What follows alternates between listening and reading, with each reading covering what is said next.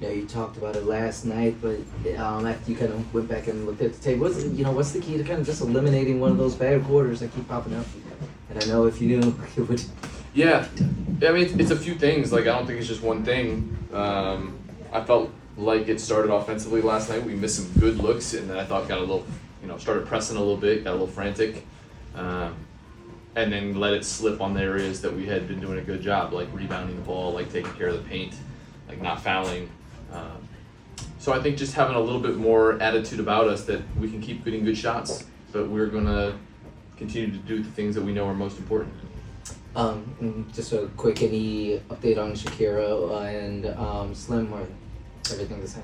Both got on the court today and did a little bit more, so we're on the right track. Thank you. Yep. With Slim, are you still considering her day to day? Because I know you were saying that at one time. My whole but life she is also... day to day, Jen. Anyway, yes, day to day because I don't have a specific timetable for it. It's she's not playing today. I think Sunday's unlikely, and then we'll go from there. It's good. I mean, she was for sure the most movement and running and some cutting today. So we try not to get married to something. She'll play when she's ready. And then all the time there's talk about how hard it is to put 40 minutes together, right? And I'm just curious for you, kind of with this young team, what's like the challenges in particular of putting all that together? I think every coach in our league probably is trying to get the same thing, which is their team to play a complete 40 minutes. I'll use New York as an example. Like they play against us, they have a rough second quarter, and then they rebound. And I think they turn around and did the same thing pretty much with Chicago. I don't think, especially without Slim, without Kira, we don't have room for error to have a bad 10 minutes. You can maybe have a bad minute, bad couple minutes, but you got to get back on the horse a lot quicker. And like I said, it can't be two ends of the floor that go at the same time. If you're struggling on offense, you better tighten up the things defensively. If you have get scored on a couple times, you better turn around and have some good possessions and execute on the other end. So, yeah, I mean, we've been saying it, but the 14-0 run should be a 4-0 run, and then we come back and have a good possession. And just one more for me, you talked this week about all the messages you've gotten from people, right, saying to keep your head up, offering encouragement during this streak. And it kind of made me think back to how, when we get Hall of Famers in here, sometimes those who played in, the first couple seasons, they kind of reminisce on how they lost some games but played really hard, and it kind of sounds like your team a little bit. Have you heard from any of those OGs? Yeah, I won't name names, but yeah. Like I said the other day, I don't think myself or our team are only people that, are willing to do their job when times are good. I think, one, we all get paid to do our jobs, and two, we've got enough pride about us and competitiveness about us that we're going to come in and give it our best effort every day. I don't think anybody walked out of here last night faulting our effort. We're talking about execution. We're talking about a little bit more in-game intelligence, making shots. But this is a group that's fought and competed the whole year. And so I don't know why any of us would act any other way than that. Eric, I know you're learning, sorry. Good. I know you're learning from every game, right? But when it's against a team like Indiana that might be in a similar stage in terms of trajectory, can you learn more in a game like today about your team? I don't know, to be honest with you. You learn a lot when you play New York. You learn a lot when you play Connecticut. You learn a lot when you play Chicago last night. So maybe we learned different things. I don't know. I'll tell you afterwards. You guys had a strong first half last night. So do you have any specific changes that you guys may have discussed to kind of get over the hump, or any ways you may go about making adjustments during the game? Not radically different than what I said before. We tried to watch some of that sequence when we got a little off kilter, and try to remember that usually when it's a bad quarter, we scored 10 and we probably had 6 or 7 more possessions where we missed good looks. So you're trying to hopefully make a couple of those and then not have the 5 or 6 possessions where you just feel like it's wasted. You clean a few plays up and it's a different story. It's not like you got to score 30 every quarter to win a game. We just got to be better in those bad moments of getting ourselves out of it a little bit faster. and just trying to have a group collective understanding of what we want to do in those moments. So that's where we spend our time.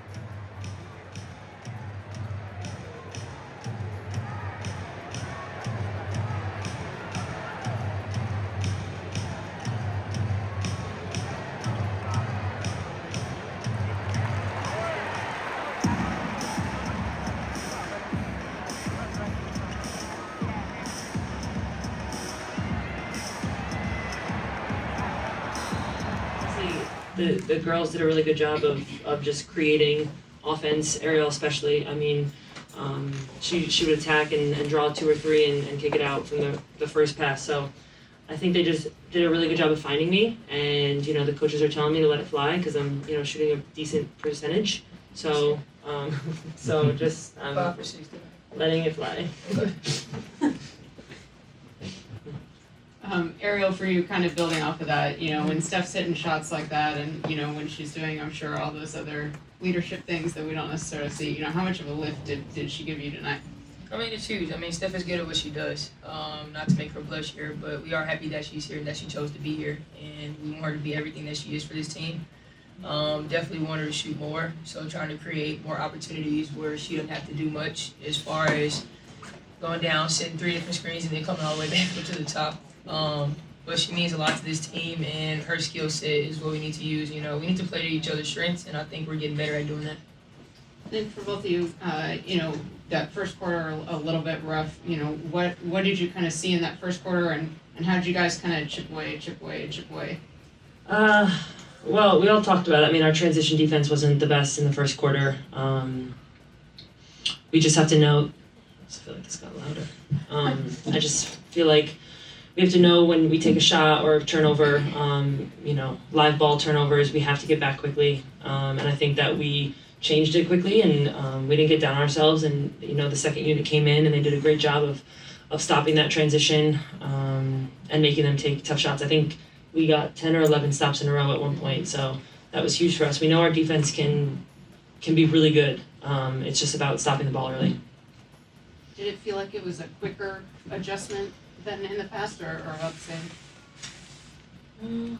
I think it was quicker. I mean, it was the first quarter versus the third and the fourth. No, she meant adjustment to fixing the problem in the first quarter, I think. Not quite. Yep. 28-19. No, she's saying after that, fixing it though. Oh, yeah. She's silly. Ariel, It was quick. it just seems the end of the game, 1 possession, going down to the wire. You guys just are close every single Mark, game. questions, Tyler. I'm sorry. That was good. Keep going. Just for tonight, what's different for you guys? Like, it feels like the vibe's different from where you guys were in previous games, where it's just frustration and trying to break things through. But tonight, you guys close, still a loss, but things are different. I mean, at some point, it was the 7 stages of going through trying to figure out who we are and getting there. We know the things that we do well. We know our strengths. We're just going through it, man. I don't know if there's any other way to say it. We don't get an opportunity to hang our heads. We literally leave for another game tomorrow. We don't get to feel sorry for yourselves. Not in anything that you do in life, but definitely not in this league. If you hang your head, then you get down 2, 3, 4, 5. We don't have time for that. So we're going to bounce back. We're going to show up like we always do. We're going to keep fighting. We're going to keep focusing. We're going to stay locked in with each other. We're going to keep fighting. My favorite thing about this team is, honestly, this sucks. It just sucks not having a win yet, but there's no finger pointing in the locker room. There's nobody saying, oh, you shouldn't have did this, oh, you should have did that. We're locked into each other. We're going to continue to stay together and keep pushing. And that's what we're doing. Steph, sold out crowd tonight, the 7th highest attended WNBA game in league history.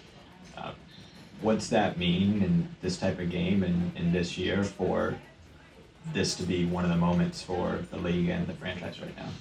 Yeah, I think it's huge. Obviously, me just getting here, it was nice to play in Capital One Arena again for the last 2 days. But it was nice to see a lot of fans here, whether they were here for us or not.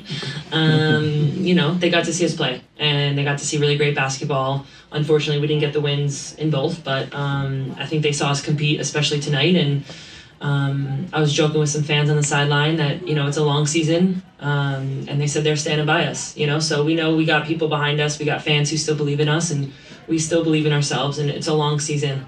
There's a lot of games left, so we can still turn this around easily. And that, like what A said, there's no finger pointing. We just got to back each other up. So, it was a great environment and good basketball. To either of you, now that you've had the 2 games here, I know there's one more coming later in the year, and there's lots of people who all over the organization, all the way up to the top, who have influence on how many games are here versus Southeast and so on and so forth. But if you guys had votes in it, would you vote to have more games here the way things are at the moment? Yeah, man, we sell those tickets. Share revenue up. Steph, and I know you've also had the experience of being in Brooklyn for a while and seeing how that jumped up. How does that influence what you think about this? Yeah, I think it's great. Playing here was a lot of fun. It helped that they were sold out, or almost nearly sold out, but we start winning some games, I think we're going to draw a lot of crowds, and that'll push just like New York did. Once you get people excited to come watch, you make it a fun time for them, people want to come. This next question is for both. This next question is for both you guys. Today, obviously, Caitlin Clark came, and she had 8 turnovers, but she also had tied her career high. Can you guys just talk about, causing the turnovers and stuff like that, but also guarding her and kind of that experience and her coming here too? Well, Carly did a great job, but so did A. I mean, everyone did, but Carly was on her a lot, and I think she did a great job of causing those turnovers, and anytime someone else picked her up, I think we did a good job of making her uncomfortable, especially in the first half. I think the second half, she started getting a little hot, and we had to adjust a little bit, but she's an incredible player, so it was, awesome to see the fans come out and watch her and be there to support both teams. But yeah, she's a tough guard. Played with Sabrina, so it's similar, but she just runs around. But yeah, I think we did a good job. And you mentioned about you guys fighting in... Oh, sorry. Oh, no, you're good. You guys talked a little bit about the season, the fans standing by you, and the fight this team has. The first quarter was not the best, but the rest of the game, you guys played lights out, started making more shots. Can you talk to me about the turnover and this team's fight towards the end of the game? Yeah, I mean, we kind of said it earlier, just working on sticking together and pushing through. I think this is one of our better games of our responses, not only to each other, but to what the coaches are asking of us, and trying to get better. I think once we realized kind of what they were doing in transition defense, I mean, to your point, I do think we made a quick turnaround in it. So now I understand the question. Yeah. So, yeah. Question for Steph, kind of random, but I'm from Paper in Harrisburg, and Harrisburg's the home of Alyssa Thomas, and you're someone that has gone up against Alyssa for a long time, and she's coming off her Player of the Month award and just having another great season. Can you just, what's it been like, battling against her?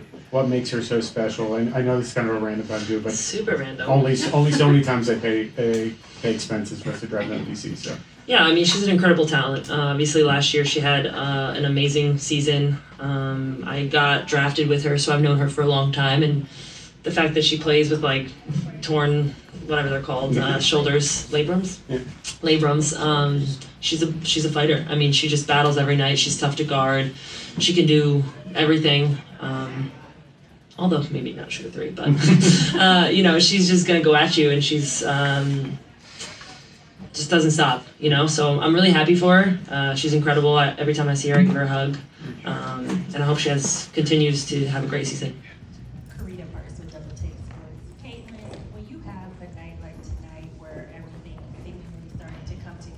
Recording in progress. Give you that feeling of, okay, this is what I know I can be in this league.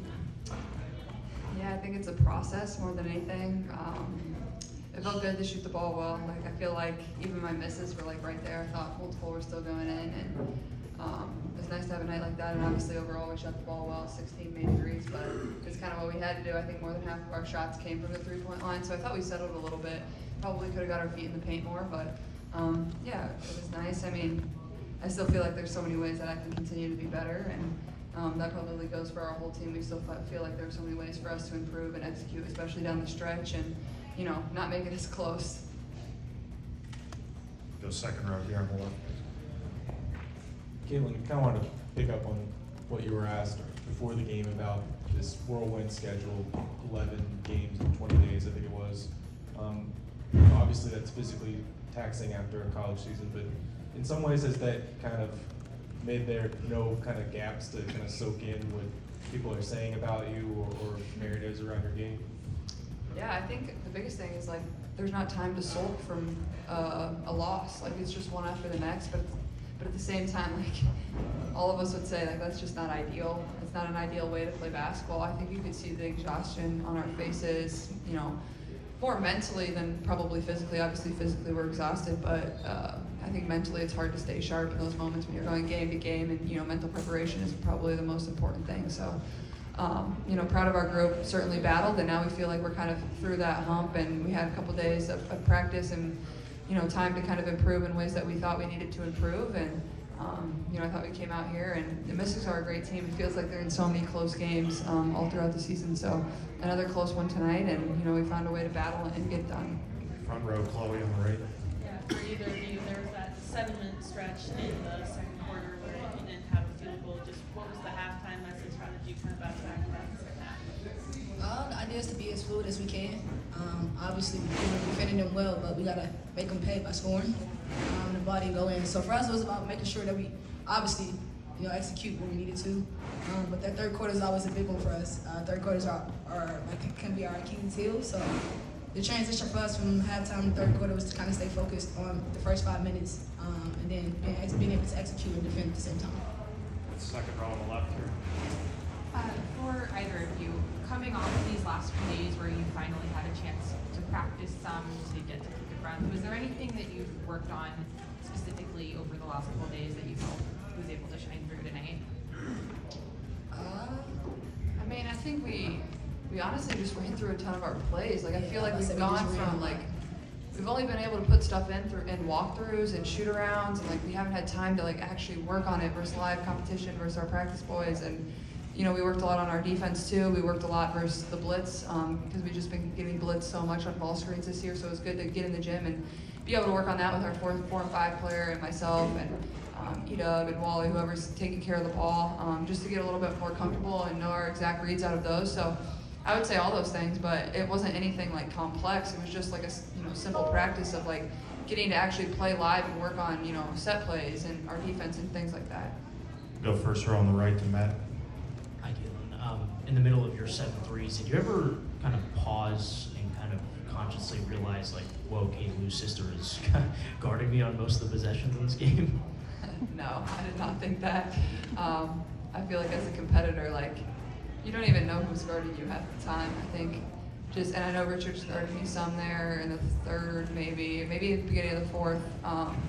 So I think just, attack no matter who it is. You can't get too frazzled about, if it's somebody really great guarding you, or no matter who's across from you, you just want to dominate and have that mindset. And I don't even know if her and Katie Lou talked to each other during the whole game. So. We got 2 on the second row on the right. Start the first one on the aisle. Caitlin, you had that stretch in the second half where you're hitting 1 3 after another. What's that like? What goes through your mind it's falling and it's all working? Well, I started off missing my first 2, so it's kind of annoying because both of them were pretty open. But I think just keep shooting. That's what shooters do. And honestly, I thought my teammates set really good screens. And I think that just shows when you set and use screens, no matter what you're running, even if the other team knows it, it can still be really effective. Katie Lou set a couple really great screens and got me open. So I was just able to create off of those. And, as a shooter, once you see, 1 and 2 go in, the basket just looks bigger and bigger. So that's kind of what I was feeling. Good second row, far right. Hi, Caitlin. Reflecting back on you envisioning what it would be like in the WNBA, what surprised you the most in terms of how things have gone for you so far this season? Any big surprises that stand out in your mind? Something maybe you didn't expect? I wouldn't say anything surprising. I mean, the physicality is, I mean, I knew what I was getting into. Maybe some people didn't really know what was the circumstances of the WNBA, but me personally, I know, this is one of the best leagues in the world. The players are really, really good, so I wouldn't say anything surprising. Like, I've been a big fan of this league all my life. Like, you're starting a new chapter, a new part of your career, becoming a professional athlete. Not everything's gonna click overnight. That's not what this is, but keep working and keep grinding, and it'll come over time. You got back row on the left here, guys.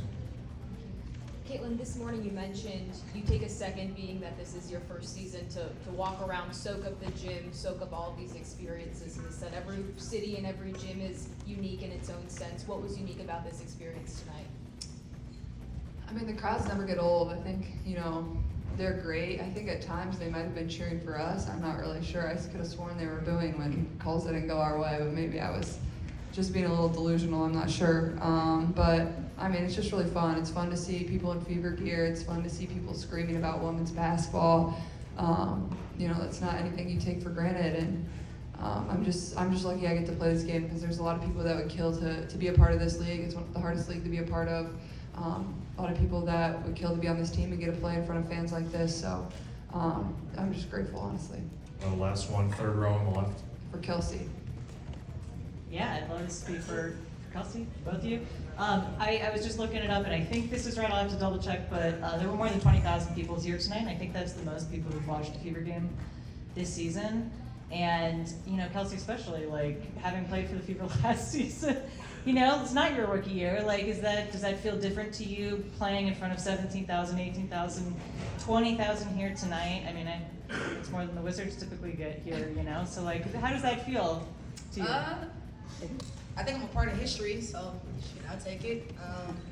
Obviously, it's a good thing for women's basketball. I'm playing alongside this kid, so it makes everything, a little bit more dramatic, and like the people are coming out to see this person. So we just do what we can. We embrace it. I'm pretty sure our organization can feed off of it. Our, state of Indiana. So I think for us, we're gonna utilize this energy for as much as we can possibly use it, and be happy that the women's basketball and the game, where it's going, is pretty positive. So. All right, thank you both for bringing Coach in next.